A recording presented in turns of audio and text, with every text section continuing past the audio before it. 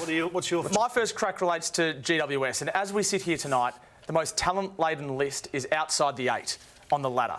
And to me, that's just an incredible drop-off in form and performance from a team that should be top 4 minimum. They made the grand final last year. They've had some injuries, but really compared to previous years, they haven't had too many. So I think it's admirable that Tony Shepherd, the chairman, and Dave Matthews, the CEO, bunkering down on their handshake agreement with Leon Cameron that he should be re-signed for 2021 and 22. And he might be the right person for next year and the year after. But I don't think the Giants should be beholden to a verbal agreement with the coach, because they're saying this is great. You know, we're going to be loyal to our senior coach. You know, we made a handshake agreement and we're going to stick by that. But let's not forget that coaches that get sacked at football clubs when they're mid-contract. So a handshake agreement is nothing compared to that. And I think it's great that they're loyal to him, but the number one priority and the number one loyalty for GWS, the CEO and the president, should be the club. And if they decide that Leon Cameron isn't the right man, then they need to sack him at the end of the year. And I think if they don't play finals, it's a very hard suggestion to say you've got to keep Leon Cameron in that job when he's out of contract.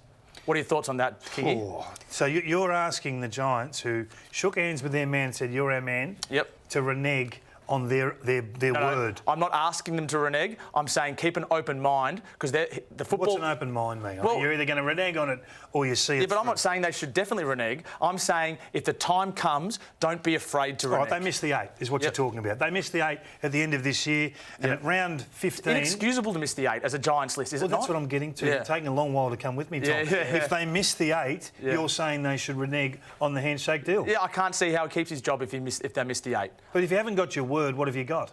But if you don't have if you haven't got your word as a boss of a football club, and you can't shake someone's hand and say, we are on, this is done. You know what you say for Dave Matthews or Tony Shepherd? We're sorry, you didn't make that. You didn't get our team in the 8. We've changed our minds. The number one priority is the club, and you're not the right coach to take us forward.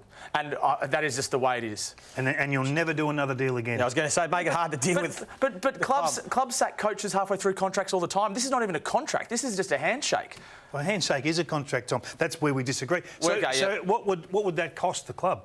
Well, hardly anything at all. When you say hardly anything, say... Well, nothing. If he's out of contract, that's it.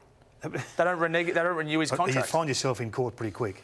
If he doesn't have a contract for 2021, you just that's it. You just don't renew his contract. That's it. No, but a handshake agreement is a contract. Well, yeah. I mean, it depends exactly what that is, but it is. There might be a small legal payout. Yeah, OK, I understand So you're saying just set fire to $200,000? I think it'd be wrong to deal with hypotheticals about exactly how much money that is. Well, say he's on $800 a year. Yeah. It'd be a 3-month payout, which is roughly $200,000. Why haven't they re-signed him already then? Why have they not re-signed him already? Well, because of the compression of the season and the financial squeeze on the salary cap. But Stuart Dew's been re-signed. You know what I'm saying? A coach can be re-signed. Stuart Dew has been re-signed beyond this year. You don't think that they're considering this, surely? I don't think they are considering it, but I'm saying they should if things go badly. So you would do it? Not at the moment, I wouldn't. I would wait. If they missed the 8, would you do it? If they missed the 8, I can't see why Leon Cameron deserves his position as coach. So you would do it? Yeah, I would. Yeah. Brutal. But how...